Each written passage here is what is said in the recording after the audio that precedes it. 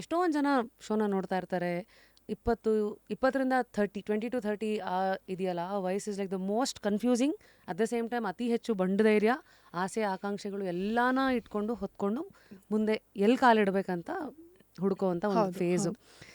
So ನಿಮ್ಮನ್ನು ಒಂದು ಸ್ವಲ್ಪ ಹಿಂದಕ್ಕೆ ಕರ್ಕೊಂಡು ಹೋದರೆ 20s ಇನಿಷಿಯಲಿ ಐ ನೋ ನೀವು MBA ಎಲ್ಲ ಮಾಡಿ, ಎಲ್ಲಿ MBA, ಎಲ್ಲಿ ಈ ಕಡೆ ಸಡನ್ನಾಗಿ ಈ ಕಡೆ ಸ್ಯಾಂಡಲ್ವುಡ್ ಅನ್ನೋ ಒಂದು ಯೂನಿವರ್ಸಿಟಿ.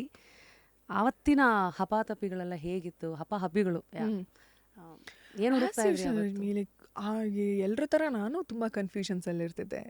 ಎಲ್ಲರ ಥರ ನನಗೂ ಏನಾದರೂ ಚಿಕ್ಕದೇನಾದರೂ ಘಟ ನೋಡ್ರು ನನಗೆ ಯಾಕೆ, ನನಗೆ ಏನೋ ನಾ ಹೇಳಿದ್ನಲ್ಲ, ಅಯ್ಯೋ ನಮ್ಮಪ್ಪ ಹಿಂಗೆ, ನಮ್ಮಮ್ಮ ಹಿಂಗೆ, ಅಯ್ಯೋ ನನಗೆ ಯಾಕೆ ಹಿಂಗೆ, ನಂಗೆ ಹಿಂಗೆ ಆಗ್ತಿದ್ದೇನೋ, ಅಯ್ಯೋ ನಾನು ಹಂಗೆ ಮಾಡ್ಬೇಕು. ಅಫ್ಕೋರ್ಸ್ ಆ ಕನ್ಫ್ಯೂಷನ್ಸ್ ನನಗೂ ಇತ್ತು. ಬಟ್ ಹ್ಯಾಂಗೋ ನಾನು ತುಂಬ ಬೇಗ ಆ ಒಂದು ಸ್ಟೇಜ್ನ ದಾಟ್ಬಿಟ್ಟೆ. ಲೈಕ್ ಐ ಥಿಂಕ್ 1.5-2 ವರ್ಷ ಅನಿಸುತ್ತೆ, ಡಿಗ್ರಿ ಮುಗಿದ ಬೇಗ ದಾಟ್ಬಿಟ್ಟೆ ಆ ಒಂದು ಕನ್ಫ್ಯೂಸಿಂಗ್ ಸ್ಟೇಜ್ನ. ಬೇಗ ನಾನು ಏನಂತಾರೆ ತಿಳುವಳಿಕೆ ತಗೊಳೋದಕ್ಕೆ ಶುರು ಮಾಡಿಬಿಟ್ಟೆ. ಹೇಗೆ? ಬೇಗ ಅಂದರೆ ಲುಕ್ ಅದನ್ನೇ ಹೇಳೋದು ನಾವು ಯಾವಾಗಲೂ. ಮಾತು ಅನ್ನೋದು ನೀವು ಹೇಳಿದ್ರಿ ಆಗಲೇ, ಕ್ವಶನ್ ಅನ್ನೋ ಪದದ ಬಗ್ಗೆ. ಅದೇ ರೀತಿ ಮಾತೂ ಅಷ್ಟೆ. ನಾವು ಯಾರೇ ಒಬ್ಬರು ಮಾತಾಡಿದಾಗ ಅದನ್ನು ನಾವು ಯಾವ ರೀತಿ ತಗೋತೀವಿ ಅನ್ನೋದ್ರ ಮೇಲೆ ಭಾಳ ನಮ್ಮ ಲೈಫೇ ಬದಲಾಗ್ಬಿಡುತ್ತೆ. ಈಗ ಯಾರಾದರೂ ನಿನಗೆ ಆ್ಯಕ್ಟಿಂಗ್ ಆಗಲ್ಲಮ್ಮ ಅಂದಾಗ, ನಂಗೆ ಆ್ಯಕ್ಟಿಂಗ್ ಆಗಲ್ವಾ ಅಂತ ತಗೊಳ್ಳೋದು ಒಂದು, ನನಗೆ ಆ್ಯಕ್ಟಿಂಗ್ ಆಗಲ್ವಾ, ನಾನು ಕಲಿತೀನಿ. ಸೊ 2 ರೀತಿ ತಗೋಬೋದು. ಸೊ ನಾವು ಯಾವ ರೀತಿ ತಗೋತೀವಿ ಅನ್ನೋದ್ರ ಮೇಲೆ ನಿರ್ಧಾರ ಆಗಿರುತ್ತೆ. ಸೊ ನಾನು ತಗೊಂಡ್ರಿ, ನಾನು ಸೆಕೆಂಡ್ ಟೈಪ್ ತಗೊಂಡೆ. ಆಗಲ್ವಾ, ಯಾಕಾಗಲ್ಲ, ನಾನು ಮಾಡ್ತೀನಿ. ನನಗೆ ಯಾಕಾಗಲ್ಲ, ನಾನು ಮಾಡ್ತೀನಿ, ಕಲಿತೀನಿ. ಬರಲ್ವಾ, ಹೌದಾ, ಸಾರಿ ಥ್ಯಾಂಕ್ ಯು ಹೇಳೋದ್ರಿಂದ ಯಾರ್ದು ಏನು ನಮ್ಮ ಮರ್ಯಾದೆ ಕಡಿಮೆ ಆಗಲ್ಲ. ಆನೆಸ್ಟಾಗಿ ಹೇಳ್ತೀನಿ. ಸೊ ಸಾರಿ, ಗೊತ್ತಾಗಲಿಲ್ಲ, ಥ್ಯಾಂಕ್ ಯು, ನಂಗೆ ಈಗ ಗೊತ್ತಾಯಿತು, ನಾನು ಮಾಡ್ತೀನಿ, ನಾನು ಕಲಿತೀನಿ. ಇದಾಗಿಲ್ವಾ, ಓಕೆ, ಇಷ್ಟಾದರೂ ಇದೆಲ್ಲ ನನ್ನ ಹತ್ರ, ಅಪ್ಪ ಇದ್ದಾರೆ, ಅಮ್ಮ ಇದ್ದಾರೆ, ಇನ್ನೇನು ಬೇಕು ಒಂದು ಸ್ಟ್ರೆಂತ್ಗೆ, ಮಾಡ್ಬೋದಲ್ವಾ, ನಾನು ಮಾಡ್ತೀನಿ. ಎಜುಕೇಷನ್ ಆಗಿತ್ತು. ಸೊ ಹಂಗೆ ತೊಗೊಳ್ತಾ ಹೋದೆ ನಾನು ಎಲ್ಲದನ್ನು. ಮೊದಲಿಟ್ಟಿದ್ದು ಹೆಜ್ಜೆ ಏನಿದು, ಎಲ್ಲಿ? ಬಿಕಾಸ್ ಯಾರು ಈ ಪ್ರಶ್ನೆ ಮಾಡಿದ್ದು ನಿನಗೆ ಆ್ಯಕ್ಟಿಂಗ್ ಎಲ್ಲ ಆಗಲ್ಲ ಬಿಡು ಅನ್ನೋದು? ಆ ಟ್ರಿಗರ್ ಎಲ್ಲಿಂದ ಬಂತು? ಬಿಕಾಸ್ ಈಗ ನಾನು ಚಿಕ್ಕವಳಿದ್ದಾಗ TV ಮುಂದೆ ಏನೇ ಹಾಡು ಬಂದ್ರೂ ಹಾಡ್ತಾ ಇದ್ನಂತೆ. ಅದಕ್ಕೆ ಏನಂದರೆ ಒಂದು ವಯಸ್ಸು ಬರೋವರೆಗೂ ನಮ್ಮ ನಿರ್ಧಾರಗಳೆಲ್ಲ ಬೇರೆ ಯಾರೋ ತೊಗೊಂಡು ನಮಗೆ ಕೀ ಕೊಟ್ಟು ಒಂದು ರೋಡಿಗೆ ಬಿಟ್ಟಿರ್ತಾರೆ. ನಾವು ಕಂಡುಬಿಟ್ಟು ನಾವು ಈ ರೋಡಲ್ಲಿ ನಡ್ಕೊಳ್ತಾ ಇದ್ದೀವಿ ಅಂತ, ನಡ್ಕೊಂಡು ಹೋಗ್ತಾ ಇದ್ದೀವಿ ಅಂತ ಗೊತ್ತಾಗೋ ಹೊತ್ತಿಗೆ ಖುಷಿಯಾಗಿದ್ರೆ ಅದರಲ್ಲೇ ಕಂಟಿನ್ಯೂ ಮಾಡ್ತೀವಿ. ಇಲ್ಲ ಅಂದರೆ ಅದನ್ನ ಪ್ರಶ್ನೆ ಮಾಡ್ಕೊಳಕ್ಕೆ ಶುರು ಮಾಡ್ತೀವಿ. ಇದು ನಂಗೆ ಯಾಕೋ ಸೆಟ್ ಆಗ್ತಿಲ್ವಲ್ಲ, ಒಬ್ಬರು ಇಬ್ಬರಲ್ಲ ರಶ್ಮಿ, ಎಲ್ಲರೂ ಅಂತಾರಲ್ವ, ಇವ್ರು ಫಸ್ಟ್ ಆಫ್ ಆಲ್ ಹೆಂಗೆ ಗೊತ್ತಾ, ನಮ್ಮ ಭಾಗದಲ್ಲೆಲ್ಲ ಇನ್ನೂ ಆ್ಯಕ್ಟಿಂಗ್ ಬರೋದು ಅಂದರೆ ಈಗ ಒಂದು 6-7 ವರ್ಷದ ಹಿಂದೆ ದೊಡ್ಡ ವಿಷಯ ಅದು ಆ್ಯಕ್ಚುಲಿ. ಅಯ್ಯೋ ಆ್ಯಕ್ಟಿಂಗಿಗೆ ಹೋಗ್ತಿದ್ರು, ಅಯ್ಯೋ ಮತ್ತು ನೆಕ್ಸ್ಟ್ ಏನು, ಯಾರು ಮದುವೆ ಆಗ್ತಾರೆ, ಹಿಂಗಿರುತ್ತೋ ಏನೋ ಜೀವನ. ಪ್ರತಿಯೊಬ್ಬರು ಅವ್ರು ಎದುರುಗಡೆ ಮಾತಾಡ್ತಾ ಇದ್ರು, ಬೇರೆ ಕಡೆಯಿಂದ ಬಂದಿರುತ್ತೆ ವಿಷಯ.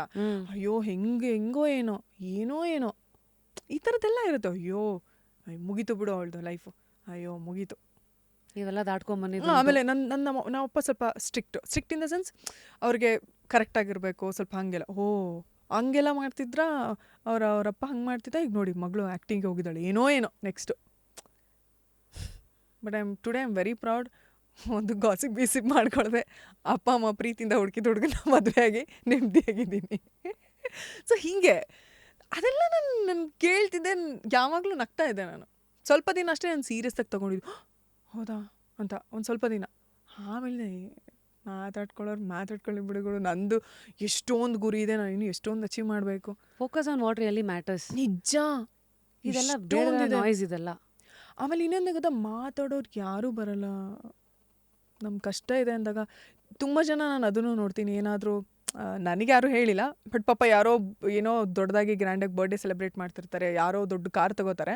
ಅವಾಗ ಕೆಲವೊಬ್ರು ಬರ್ದಿರೋದು ನೋಡ್ತೀನಿ ನಾನು, ಇದನ್ನೇ ಬಡವ್ರಿಗೆ ಕೊಡೋದಲ್ವಾ, ಇದನ್ನೇ ಅದು ಮಾಡಿ. ಗುರು ಎಲ್ಲರೂ ಅದನ್ನು ಮಾಡ್ತಿರ್ತೀವಿ, ಪ್ರತಿಯೊಬ್ಬರು ನಮ್ಮ ಕೈಲಿ ಆದಷ್ಟು ಅದನ್ನು ಮಾಡ್ತಿರ್ತೀವಿ. But at the end of the day ನಮಗೋಸ್ಕರ ನಾವೇನೋ ಓನ್ ಮಾಡ್ಕೊತಿರ್ತೀವಿ. ಆ್ಯಂಡ್ ನಮ್ಮ ಕಷ್ಟ ಇದ್ದಾಗ ಯಾರು ಕೊಟ್ಟಿದ್ದಾರೆ? ನೀವು ಬಂದು ಕೊಟ್ಟಿದ್ದೀರಾ ಯಾರಾದರೂ? ಇಲ್ಲ, ಇದು ಜಸ್ಟಿಫೈ ಮಾಡ್ಕೊಳ್ಳೋ ಇದೆ ಅಲ್ಲ. ಈಗ ನಮ್ಮನ್ನು ಪ್ರೀತಿ ಮಾಡೋಷ್ಟು, ನಮ್ಮ ಬಗ್ಗೆ ಕಾಳಜಿ ಇರೋಷ್ಟು, ನಮ್ಮನ್ನು ನಾವು ಇದು ನೋಡ್ಕೊಳ್ಳೋಷ್ಟು ಯಾರೂ ನೋಡ್ಕೊಳ್ಳಲ್ಲ. ನಮ್ಮನ್ನು ನಾವೇ ಕಾಯೋದು. ಹೌದು, ಆಯ್ತು, ಯಾರು ಲೈಕ್ ಆಮೇಲೆ ಏನಂದ್ರೆ ಗೊತ್ತಾ ರಶ್ಮಿ, ಎಲ್ರದ್ದು ಏನಂದರೆ ಈಗ ಅದಿತಿನೋ ರಶ್ಮಿನೋ ಇವಾಗಷ್ಟೇ ನೋಡ್ತಾರೆ. ಇವಾ ಅವ್ರಿಗೆ ಏನು ಕಡಿಮೆ, ಯು ಆರ್ ವೆರಿ ಲಕ್ಕಿ, ನಿಮಗೆ ಎಷ್ಟು ಚೆನ್ನಾಗಿದೆ ಎಲ್ಲ, ನೀವು ಯು ಆರ್ ವೆರಿ ಲಕ್ಕಿ. ಗುರು, ಲಕ್ಕಿ ನಿಜ ಅಲ್ಲ, it's all about hard work I think and consistency. Luck is that ಹಣ್ಣು ದಟ್ ದೇಸಿ ಆನ್ ದ ಮರ, ಬಟ್ ಅಲ್ಲಿ ಬುಡದಲ್ಲಿ ಬೇರೆ ಇಲ್ಲ, ನಾವು ಲುಕ್ ನಾನು ಈ ತುಂಬ ಪರ್ಸ್ನಲ್ ವಿಷಯ ಶೇರ್ ಮಾಡ್ತೀನಿ. ಇದನ್ನ ಬಹುಶಃ ನಾನು ಎಲ್ಲೂ ಹೇಳಿಲ್ಲ, ನಾನು ಒಂದು ಕನೆಕ್ಟಾಗಿ ಫ್ಲೋಲ್ಲಿ ಬರ್ತಾ ಇದೆ. ನಾನು 3rd ಸ್ಟ್ಯಾಂಡರ್ಡೋ 4th ಸ್ಟ್ಯಾಂಡರ್ಡ್ ಇದ್ದಾಗ ನನ್ನ ತಂದೆ MBBS ಕಂಪ್ಲೀಟ್ ಮಾಡಿದ್ದು. ಆವಾಗ ಅವರು ಜಾಬಿಗೆ ಜಾಯ್ನ್ ಆಗಿದ್ದು. ನನ್ನ ತಂದೆ ಮನೆ ಬಿಟ್ಟು ಆಚೆ ಬಂದಾಗ ಅವ್ರ ಹತ್ರ ಏನೂ ಇಲ್ಲ. ಪ್ರತಿಯೊಂದೂ ನನ್ನ ತಂದೆ ಕಷ್ಟಪಟ್ಟು ಎಲ್ಲೋ ಪುಟ್ಟು ಮನೆಗಳಲ್ಲಿ ನಾವು ಇದ್ಬಿಟ್ಟು ಅವ್ರು ಮಾಡಿದಂಥ ಬದುಕೋದಕ್ಕೆ ಮಾಡಿದಂಥ ಸಾಲಗಳನ್ನು ತೀರಿಸ್ಕೊಂಡು ನಮ್ಮನ್ನು ಓದಿಸ್ಕೊಂಡು ಅದನ್ನೆಲ್ಲ ಮಾಡಿ ನನ್ನ ತಂದೆನೂ ತುಂಬ ಕಷ್ಟಪಟ್ಟು ಬಂದಿದ್ದಾರೆ. ಆಮೇಲೆ my father is not like somebody ಚೆನ್ನಾಗಿ ದುಡ್ಡು ಬಿಡಬೇಕು ಆ ಥರದ ವ್ಯಕ್ತಿತ್ವ ಅಲ್ಲ. ನಾನು ಎಷ್ಟೋ ಸಲ ನೋಡಿದ್ದೀನಿ, ಅವರು ಯಾರಾದರೂ ಪೇಷಂಟ್ಸ್ ಏನಾದರೂ ದುಡ್ಡೆಲ್ಲ ಕೊಟ್ಟು ಹೋಗಿದ್ರೆ, ನೆಕ್ಸ್ಟ್ ಪೇಷಂಟ್ ಯಾರಾದರೂ ದುಡ್ಡಿಲ್ಲ ಅಂದರೆ ಅದೇ ದುಡ್ಡು ಕೊಟ್ಬಿಟ್ಟು ಇದರಲ್ಲಿ ಟಾನಿಕ್ ತಗೋ ಅಂತ ಕಳಿಸೋರು. ಅದನ್ನು ನೀವು ತಪ್ಪು ಅಂತ ಹೆಂಗೆ ಹೇಳ್ತೀರಾ? ಅಯ್ಯೋ, ಅದು ದೊಡ್ಡ ಹೃದಯ ಅದು. ಹಾಂ, ಸೊ ಹಿಂಗೆ ಬೆಳೆದಿರೋದು. ಸೊ ಹಾಗಾಗಿ ನಮ್ಮ ಅಪ್ಪಂಗೆ ನಮಗೆ ಪ್ರಾಪರಾಗೇನೋ ಗಂಟು ಮಾಡಿಡೋದಕ್ಕೆ ಆಗಿಲ್ಲ. But I am very proud and I thank my father. ನನಗೆ ಇವಾಗ ಗೊತ್ತಾಗ್ತಿದೆ ಆ ವರ್ತ್ ಏನು ಅಂತ. ಅವರು ನಮಗೆ ಕೊಟ್ಟಿರೋ ಅಂಥ ಚಿಕ್ಕ ಚಿಕ್ಕ ಗುಣ ಕೊಟ್ಟಿದ್ದಾರೆ, ಪಾಠಗಳನ್ನ ಅವ್ರು ನಮಗೆ ಹೇಳ್ಕೊಟ್ಟಿದ್ದು. ಯಾರನ್ನು ಬೇಕಾದ್ರೂ ನಾನು ಆರಾಮಾಗಿ ಮಾತಾಡ್ತೀನಿ, ಲೈಫಲ್ಲಿ ಖುಷಿಯಾಗಿರ್ತೀನಿ, ಎಲ್ಲೋದ್ರೂ ಬದುಕ್ತೀನಿ ಅನ್ನೋ ಕಾನ್ಫಿಡೆನ್ಸ್ ಇದೆ. ನಂಗೆ ಒಂಚೂರು ಭಯನೇ ಇಲ್ಲ. ಅಯ್ಯೋ ವಾಟ್ ನೆಕ್ಸ್ಟ್ ಅಂತ. ನಂಗೆ ಗೊತ್ತು ನಂಗೆ ಹೊಸ ದಾರಿ ಹೆಂಗೆ ಕಂಡ್ಕೋಬೇಕು ಅಂತ. ಸೊ ಇದನ್ನು ಕಲಿಸ್ಕೊಟ್ಟಿದ್ದಾರಲ್ಲ, I am thankful for that.